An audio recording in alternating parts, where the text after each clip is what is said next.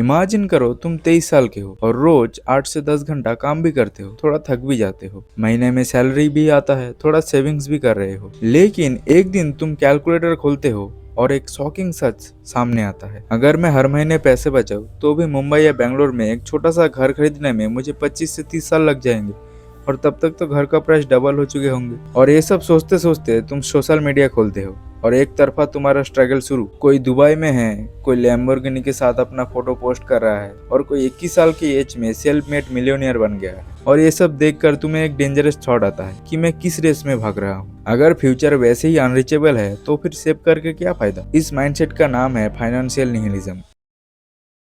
एक ऐसा बिलीफ जो साइलेंटली जेंजी के अंदर फैल रहा है और शायद तुम भी इससे इफेक्ट हो रहे हो। आज की इस वीडियो में सिर्फ प्रॉब्लम नहीं ढूंढेंगे, हम सॉल्यूशन भी ढूंढेंगे, क्योंकि सिस्टम अनफेयर हो सकता है लेकिन आपका फ्यूचर बेकार नहीं है। सबसे पहले हम समझते हैं फाइनेंशियल निहिलिज्म असल में है क्या। सिंपल लैंग्वेज में ये वो माइंडसेट है जब इंसान बिलीव करने लगता है कि सेविंग, इन्वेस्टिंग और हार्डवर्क से उसका फ्यूचर सिग्निफिकेंटली बेटर नहीं होगा और इसी वजह से वो फ्यूचर के लिए एफर्ट डालना ही बंद कर देता है। ध्यान से सुनना, ये कोई लेजीनेस नहीं है, ये एक रिएक्शन है। एक ऐसा दुनिया का रिएक्शन जहाँ पे सैलरी स्लोली बढ़ रहा है, जैसे 5 से 7% पर ईयर, लेकिन education, rent, housing price rocket की तरह ऊपर जा रहा है, 15 से 20% पर ईयर। जेंजी पैसों से नफरत नहीं करते, वो सिर्फ फ्यूचर पर अपना ट्रस्ट खोना शुरू कर रहे हैं। जब आपको लगता है कि मेहनत करने का कोई फायदा ही नहीं है तो तुम गैम्बलिंग करने लगते हो, गेट रिच क्विक स्कीम्स में फंस जाते हो, क्योंकि स्लो और स्टडी को तब बोरिंग लगने लगता है। चलो एक कैरेक्टर से मिलते हैं जिसका नाम है आर्यन। आर्यन 24 साल का है, IT कंपनी में काम करता है, 50,000 पर मंथ सैलरी है, हर महीने 5,000 इन्वेस्ट करता है म्यूचुअल फंड्स में।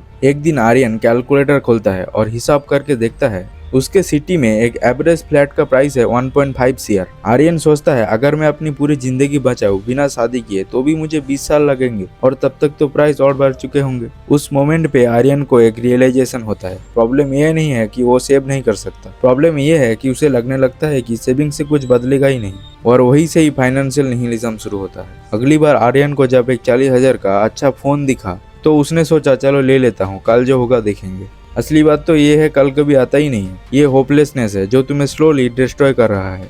अब सवाल ये है, क्या हमें हाथ पर हाथ डाले बैठे रहना चाहिए? नहीं। फाइनेंशियल निहिलिज्म का सबसे बड़ा झूठ ये है कि सब कुछ या सब कुछ नहीं। रियलिटी ये है सिस्टम अनफेयर है पर तुम्हारा कंट्रोल भी है। ये 3 प्रैक्टिकल्स है जो तुम्हें इस फाइनेंशियल निहिलिज्म से बाहर निकालेगा। स्टेप 1, गोल्स को रिडिफाइन करो। पहले वो गोल हटाओ जो अभी पॉसिबल ही नहीं है। अगर 1.5 CR का फ्लैट 30 साल में भी मुश्किल है तो फिर वो गोल तुम्हें डिप्रेस कर रहा है। नया गोल बनाओ। ऐसा नहीं कि मैं 30 साल की उम्र में करोड़पति बन जाऊंगा, मैं हर साल अपनी इनकम को 15% से बढ़ाऊंगा। मैं 5 साल में अपने पैसों से एक छोटा रेंटल प्रॉपर्टी खरीद सकता हूँ। मैं फाइनेंशियल फ्रीडम पाऊंगा, चाहे दुबई में ना हो, इंडिया में तो हो। सक्सेस का मतलब लैम्बोर्गिनी नहीं है, सक्सेस का मतलब है तुम्हारे पास ऑप्शंस होना, और ऑप्शंस छोटे छोटे वादों से बनते हैं, ना कि धम से। स्टेप 2, स्किल्स बिल्डिंग पे फोकस करो। फाइनेंशियल निहिलिज्म कहता है 1000 रुपए इन्वेस्ट करने से क्या फायदा, लेकिन सच ये है 1000 से शुरुआत होता है। अगर तुम हर महीने 2000 रुपए की SIP करते हो निफ्टी 50 में, तो ये पैसा 30 साल में 40 से 50 लाख बन जाएंगे। हाँ, यह तुम्हें करोड़पति नहीं बनाएगा पर तुम्हारा इमरजेंसी फंड या हाउस का डाउन पेमेंट भी हो सकता है। लेकिन सबसे जरूरी है तुम्हारा स्किल। स्टॉक मार्केट तुम्हें अमीर बनाएगा या तुम्हारा स्किल? आंसर है स्किल। अगर तुम्हारा इनकम 50,000 से 1 लाख हो गया तो तुम्हारा सेविंग्स ऑटोमेटिक डबल हो जाएंगे। इसीलिए हर महीने कम से कम 500 रुपए इन्वेस्ट करो, चाहे छोटा सा ही लगे। अपनी स्किल पर 5,000 से 10,000 रुपए इन्वेस्ट करो और साइड इनकम ढूंढो, फ्रीलांसिंग करो या कंटेंट क्रिएशन करो। जब तुम अपने आप पर कंट्रोल महसूस करते हो तो निहिलिज्म कम हो जाता है। Step 3, social media detox, reality check. तुम सोशल मीडिया पर सिर्फ हाइलाइट्स देख रहे हो। कोई 21 साल की उम्र में अगर मिलियनियर बना तो 10,000 लोगों में से एक है। तुम 9,999 लोगों को नहीं देख रहे हो जो नॉर्मल है।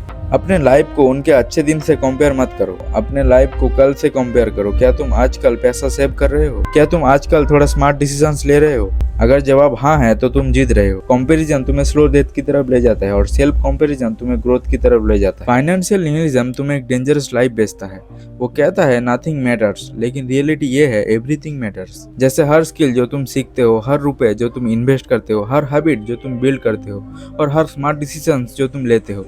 शायद ओवरनाइट तुम रिच नहीं बनोगे, शायद 30 साल तक तुम मिलियनियर नहीं बनोगे, शायद लाइफ अनफेयर है, लेकिन होप लूज करना और रियलिटी एक्सेप्ट करना दोनों अलग चीज है। फाइनेंशियल निहिलिज्म कहता है कि फ्यूचर डज नॉट एग्जिस्ट, लेकिन सच ये है फ्यूचर हर दिन क्वालिटी बिल्ड कर रहा है और जो डिसीजंस तुम आज ले रहे हो वही कल का लाइफ क्रिएट करता है। क्वेश्चन ये नहीं है कि सिस्टम अनफेयर है या नहीं, क्वेश्चन ये है क्या तुम सिस्टम की वजह से अपना फ्यूचर भी गिव अप कर दोगे। या फिर डिफिकल्ट होने के बाद भी बिल्ड करते रहोगे।